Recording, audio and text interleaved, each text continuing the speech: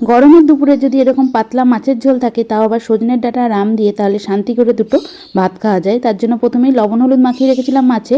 এবার সর্ষের তেলে বেশ কড়া করেই ভেজে নিচ্ছি।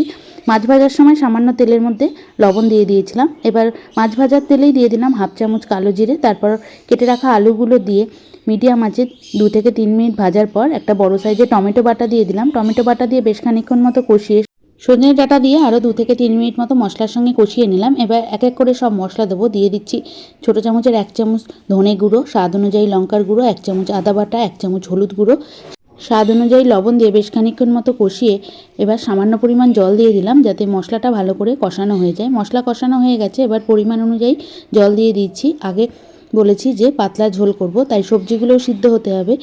ঝোলটা ফুটতে শুরু করে দিয়েছে। এবার দিয়ে দিলাম 4 টুকরো আম বড় বড় করে কেটে রেখেছি। আম দেওয়ার পরে দিয়ে দিলাম কাঁচা লঙ্কা। তারপরে গ্যাস সিম করে 4 থেকে 5 মিনিট মতো ঢেকে রান্না করলাম। আলু ডাঁটা সেদ্ধ হয়ে গেছে। এবার ভেজে রাখা মাছগুলো দিয়ে মিডিয়াম আঁচে 2 মিনিট মতো রান্না করছি। আম দেওয়াতে কিন্তু মাছের ঝোলটা খুব একটা বেশি টক হবে না, তাই জন্যই 4 টুকরো দিয়েছি। আমও সিদ্ধ হয়ে গেছে। এবার গ্যাস বন্ধ করে দিলাম। তাহলে তৈরি হয়ে গেল সজনের ডাঁটা আর কাঁচা আম দিয়ে পাতলা মাছের ঝোল।